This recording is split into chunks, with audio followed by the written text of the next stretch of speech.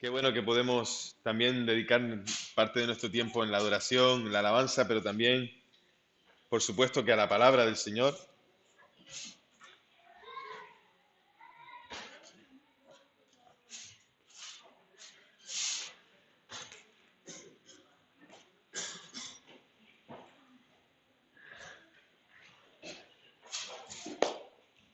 Tenemos una imagen por ahí, ¿verdad? ¿Sí? ¿Está?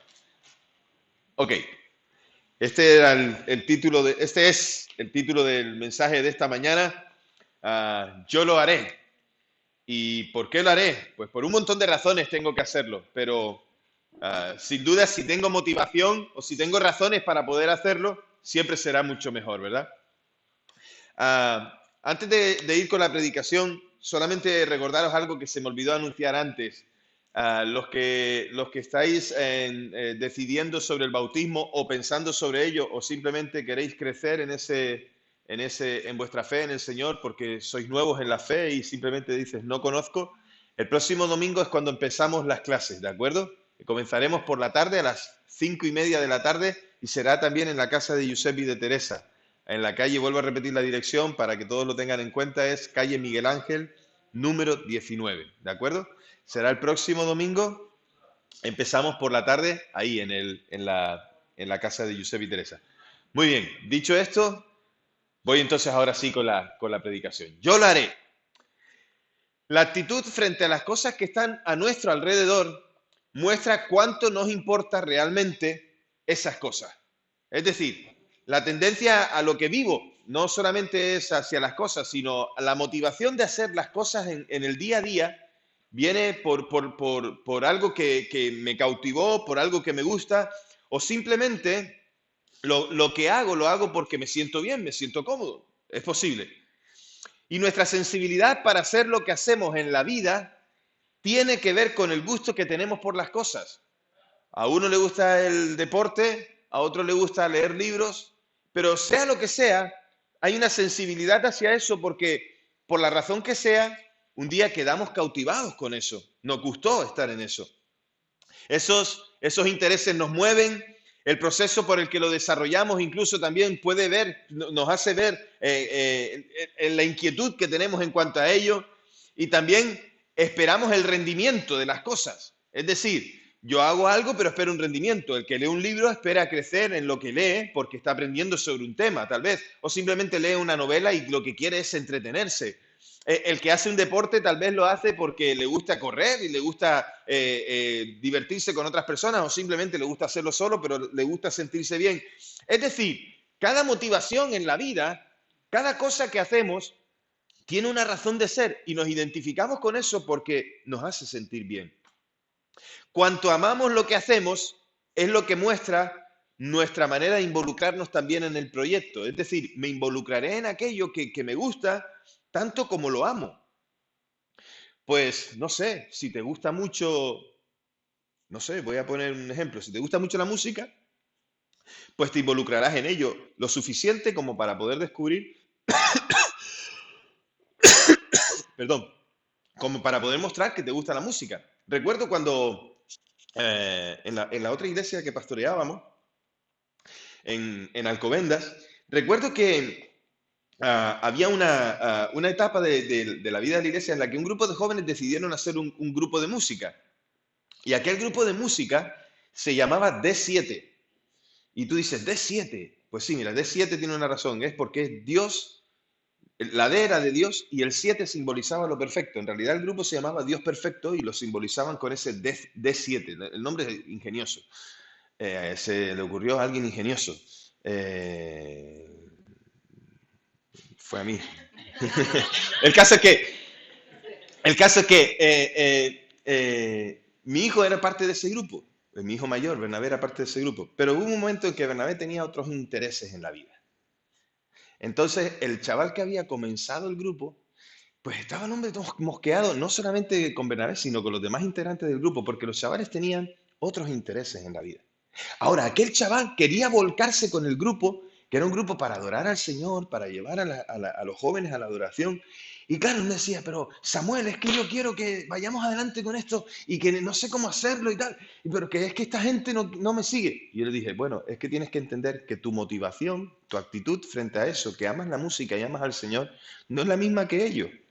Porque aunque ellos aman la música, a lo mejor, y aman al Señor, no tienen la misma inquietud que tú en hacer esto y quieren emprender otras cosas. Con el ejemplo, lo que trato de explicarte que es, cada uno se involucra en aquellas cosas que quiere. Por ejemplo, mi hijo Bernabé en esa etapa de la vida estaba muy involucrado con el deporte, con el judo. Estaba compitiendo a un alto nivel, de hecho quedó campeón de Madrid en su categoría y él entonces, pues claro, estaba muy involucrado con aquello. Después, pues se quitó aquella cosa de la cabeza, volvió otra vez a la música. La juventud va de un lado para otro en este sentido, pero cuando ya tenemos un poquito de madurez, nos asentamos en aquellas cosas que nos gustan. Aquello que nos ha conquistado o capturado o captado en nuestra atención es descartado casi de manera automática, entregándonos por completo en los brazos de aquello con lo que nos identificamos de verdad y con lo que nos sentimos a gusto. Si hay algo con lo que nos sentimos a gusto, descartamos otras cosas, porque queremos en realidad hacer aquello que nos gusta. Cuanto creas, aquello que tú pones tu fe en eso, cuanto más creas en lo que haces, te hace ser parte de ese proyecto, incluso porque a veces son proyectos personales, pero a veces son proyectos colectivos. Te hace creer en eso y entonces pones tu objetivo en la meta para poder llegar y te involucras tanto como los demás para poder hacerlo. Evidentemente aquel grupo musical de adoración no llegó a ningún lado, o sea, se disolvió. ¿Por qué? Porque todos no creían en aquello. Ahora, los que amamos a Dios, en respuesta a su amor, deja ver que esa acción no ha pasado desapercibida y que nos importa, y la actitud que tomamos frente a esa decisión de seguir a Jesús y convertirnos en sus discípulos debe ser constante.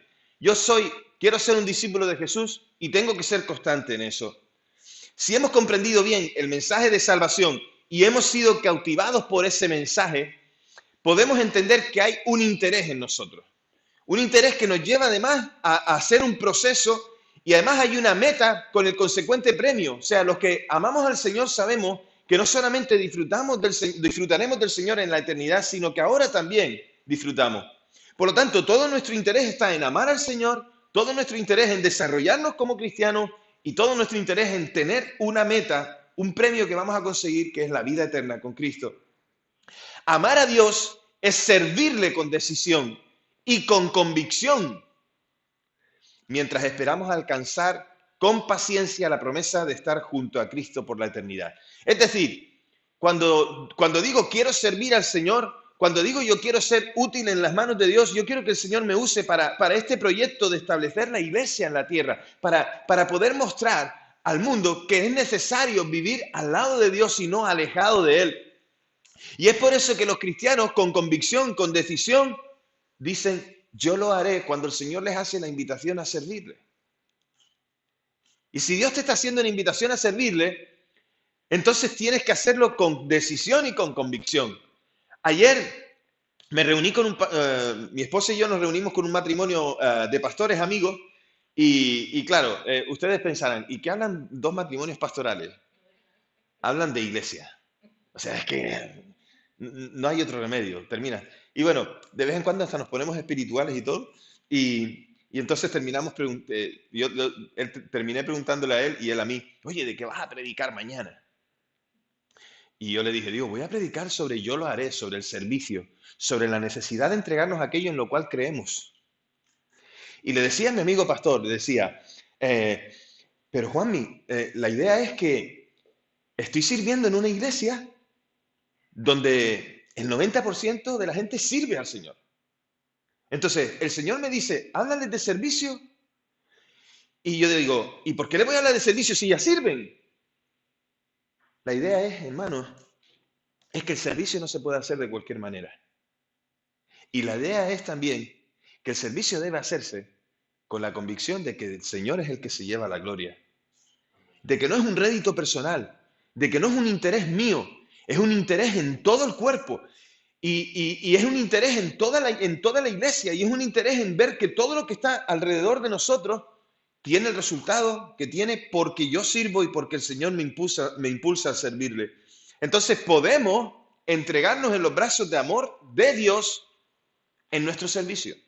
Y hay un ejemplo en la Biblia que está en Hebreos capítulo 6. Yo te invito a que la abras conmigo, que la busques. Hebreos capítulo 6, hay un ejemplo ahí que me encanta y que nos muestra precisamente esto. Hebreos capítulo 6, versículos del 9 al 12. ¿Sí? Cuando lo encuentres, me dices amén, y si no lo has encontrado antes que yo, di misericordia.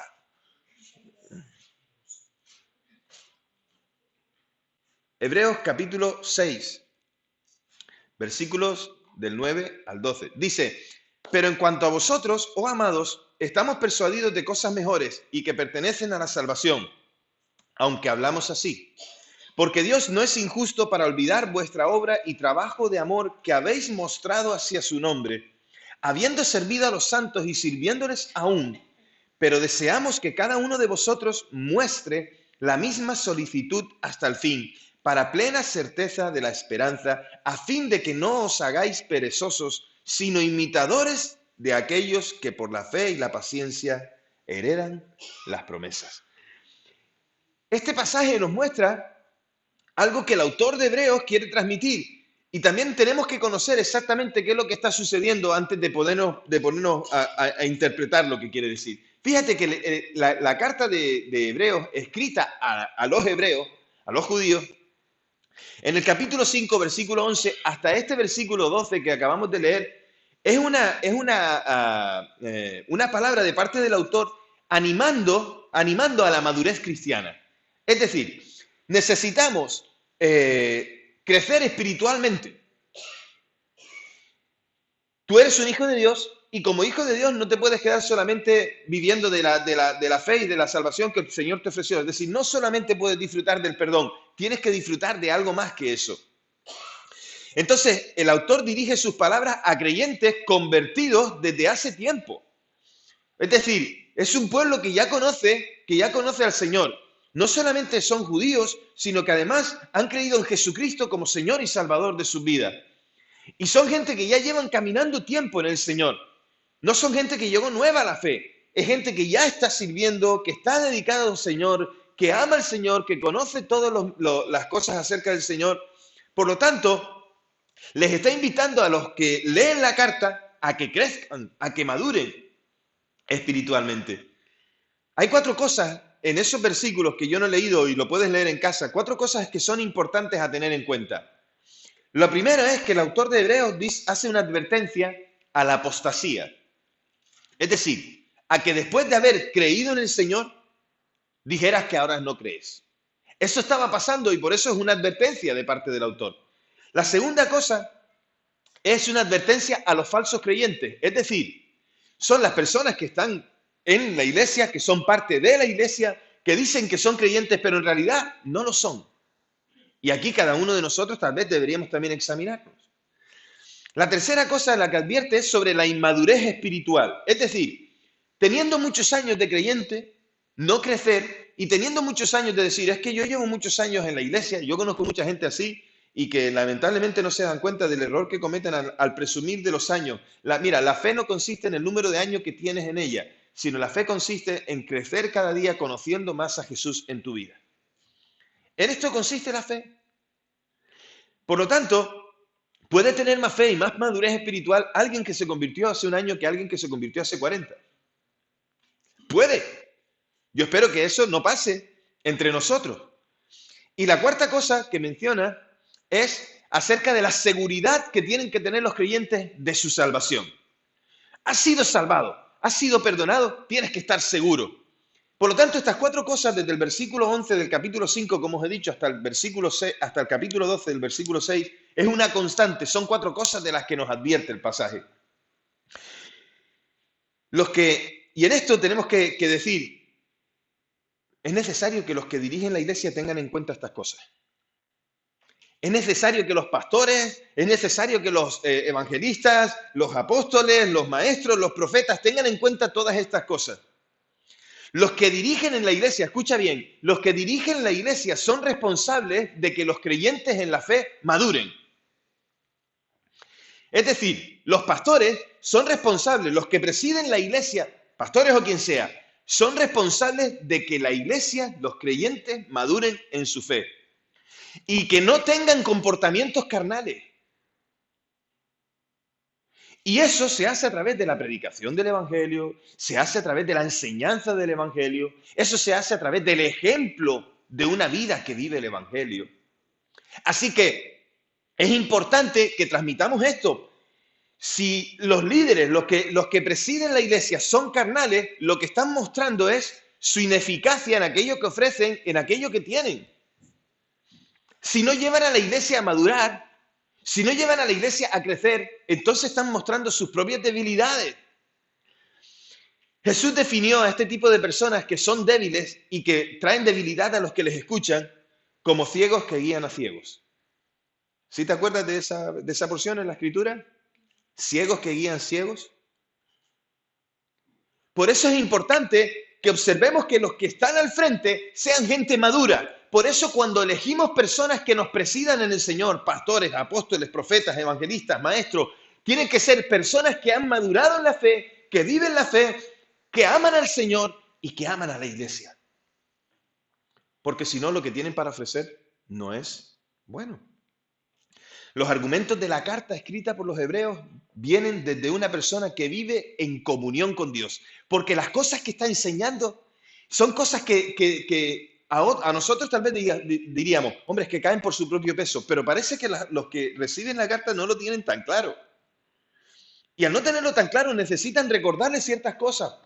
El sacerdocio universal de los creyentes, la fe, la esperanza, el sacrificio de Cristo, de que no hace falta más sacrificios.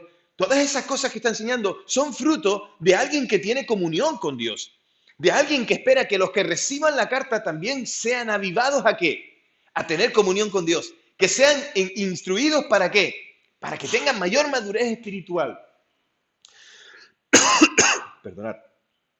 Se dirige a ellos como amados, en el versículo 9, y cuando tú le dices a alguien amado, es como cuando tú estás enfadado con tu esposa, ¿verdad? Y cuando tratas de reconciliarte con ella, siempre lo que le dices es, cariño, ¿sí? Bajamos el nivel o bajamos el listón. Cariño, mi vida, preciosidad. ¿Cuál es el piropo que le dices a tu mujer cuando, Fermín? A mí me lo vas a decir. Se lo vas a decir a tu mujer, no me lo vas a decir a mí.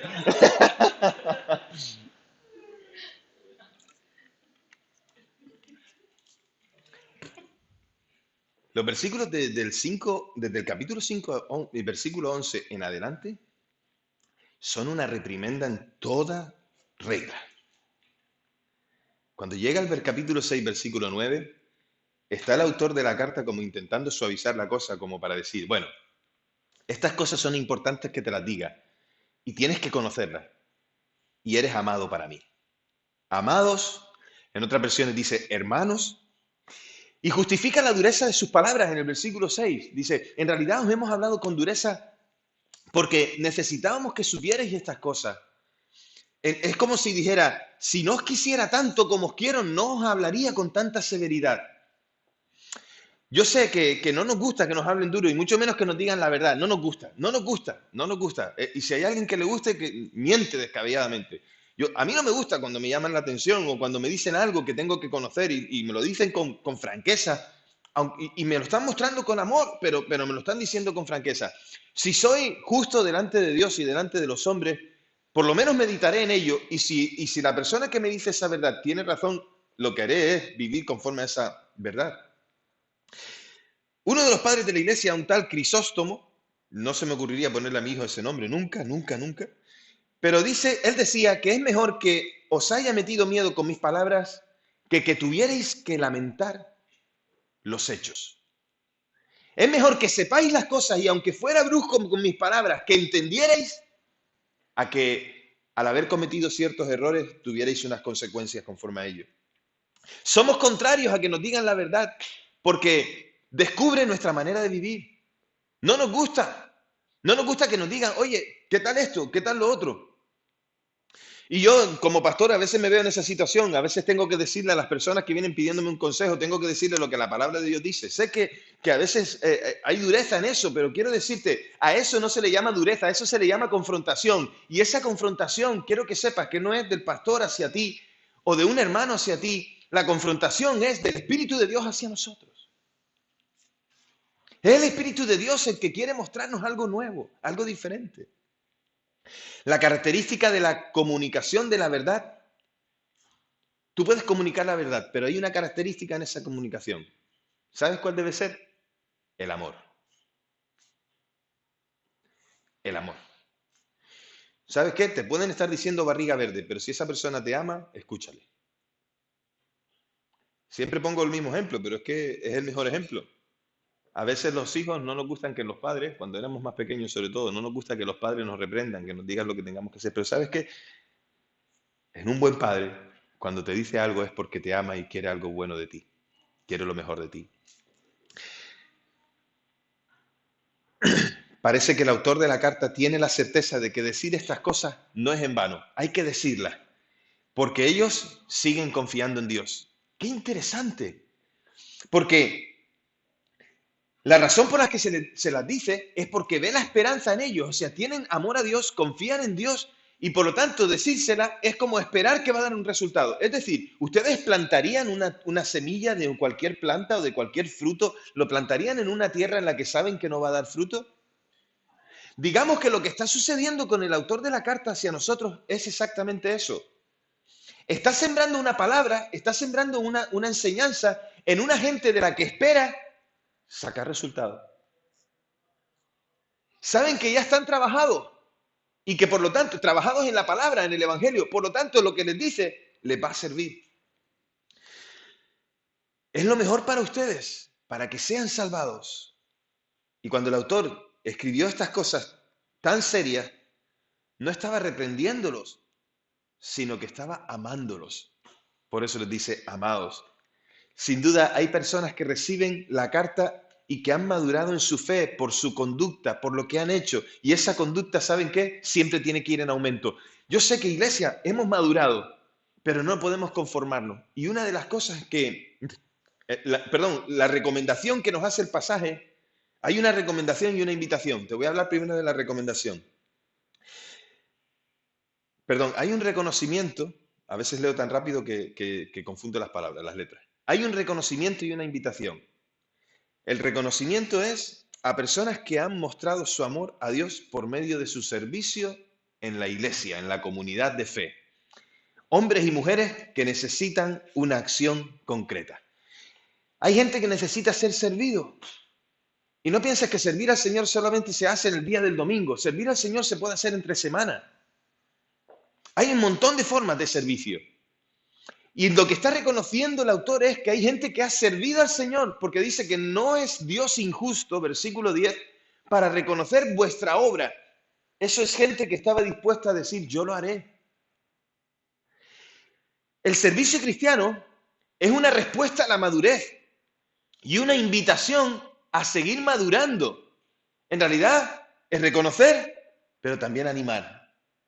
El servicio es la muestra de que hemos entendido el sacrificio de Jesús no solamente como perdón de pecados, porque es muy fácil vivir la fe diciendo, uy, ya soy perdonado, me siento, disfruto y hasta la próxima semana. No, el servicio a Dios muestra que hemos entendido que hay perdón de pecados, pero que hay gozo en poder dar. El principio para mí, yo me inventé un principio que no sé si lo tengo como justificarlo, pero es, piensa en 100 personas.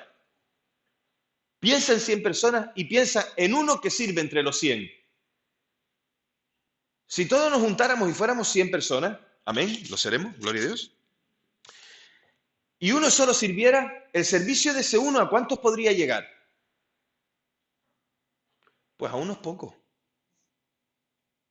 Pero imaginaros que los 100 vienen con la disposición de servir. ¿A cuántos puede llegar el servicio? A todos. El servicio es esa condición de decir, respondo a que no solamente sé que soy salvo, sino que sirviendo estoy entregando los dones que Dios me ha dado y a la vez también de otro estoy recibiendo algo. Cuando servimos al Señor, hemos entendido que debemos seguir el ejemplo de aquel que nos sirvió, porque la palabra nos dice en Marcos 10:45 que Jesús no vino para ser servido, sino para servir y para dar su vida en rescate por muchos. Por lo tanto, cuando sirvo, sigo el ejemplo de mi maestro. Jesús nos sirvió, ahora yo debo servir a otros, porque sirviendo a esos otros, estoy sirviendo al Rey. El servicio es la respuesta de la persona salvada para decir, aquí estoy, Señor, yo lo haré. O como Isaías, Señor, que le preguntaba, ¿quién irá? ¿Y qué respondió Isaías? Envíame a mí. Esa es la respuesta del creyente, en su madurez, servir al Señor. El servicio es el reconocimiento que, aunque no sé cómo lo desarrollaré, el Señor me ayudará a hacerlo. Muchas veces he visto gente, ¿no?, que dice, yo como pastor siempre estoy dando trabajo, ¿no? Siempre estoy dando tareas, siempre estoy dando servicio. Y el servicio que yo ofrezco no es servicio voluntario, sino servicio a dedo. Tú lo harás. Y siempre me encuentro hermanos que me dicen, pero yo no sé cómo hacerlo, ¿qué hago? ¿Y esto cómo se hace? Tranquilo, con el servicio llega la capacitación. Dios nos capacita. Cuando Dios nos da una tarea para hacer, Dios nos capacita.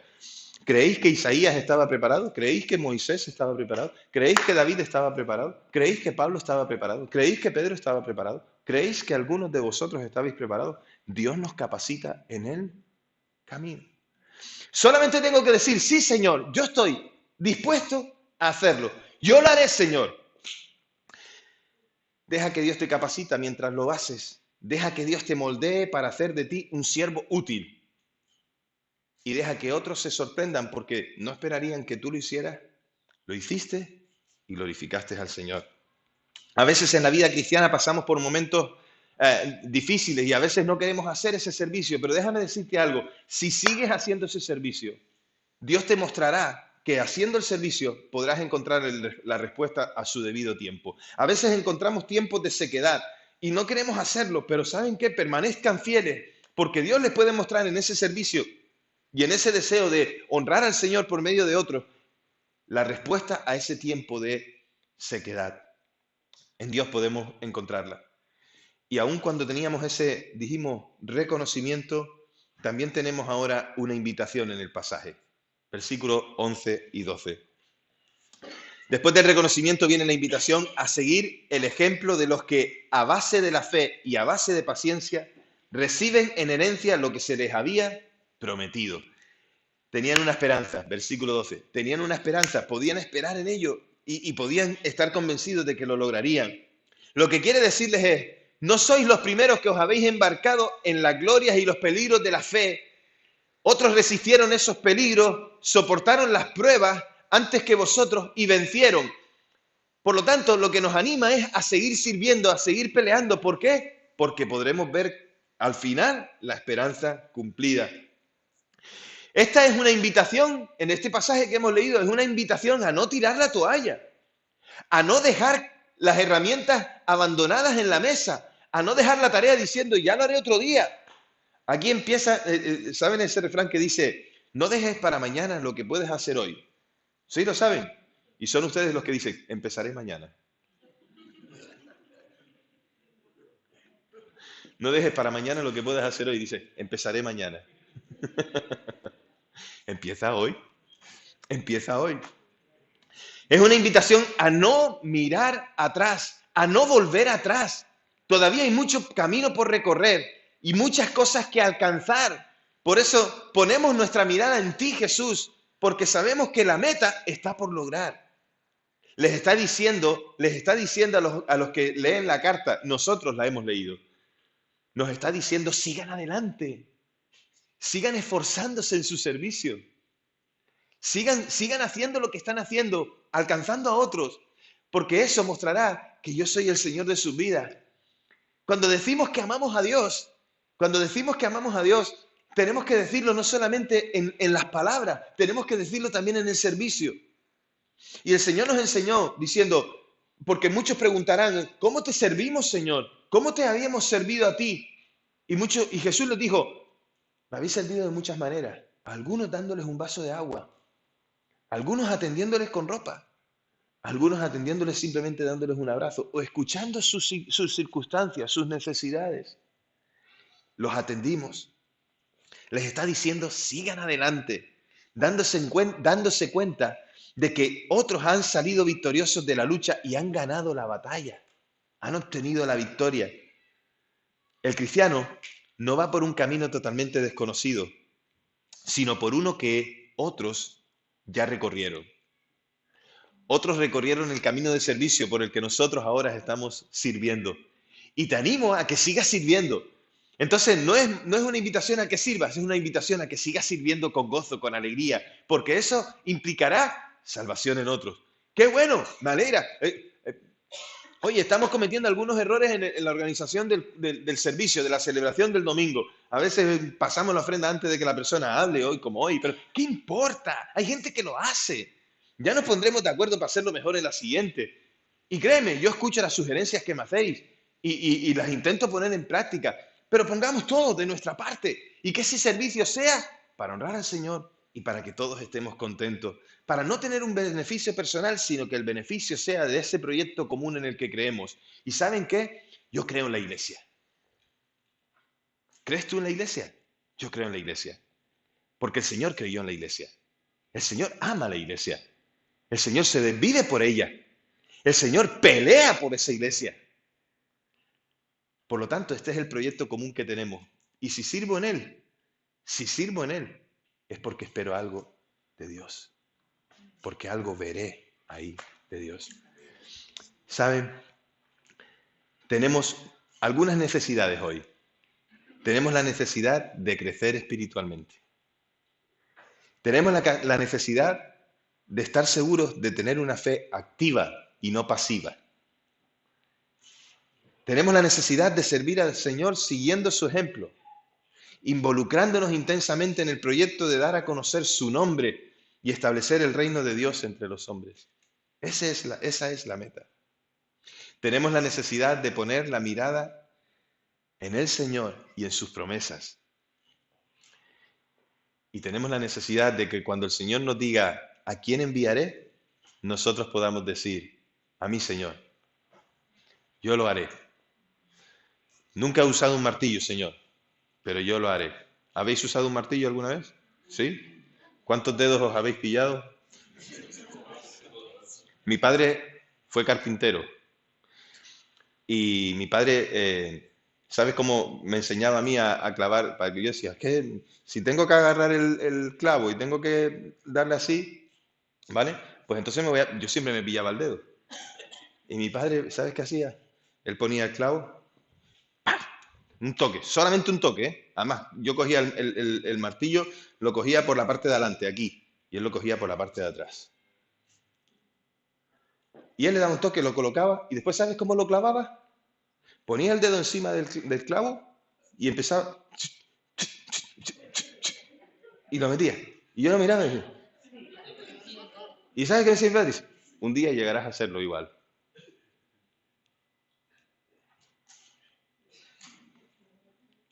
No sé usar un martillo, Señor.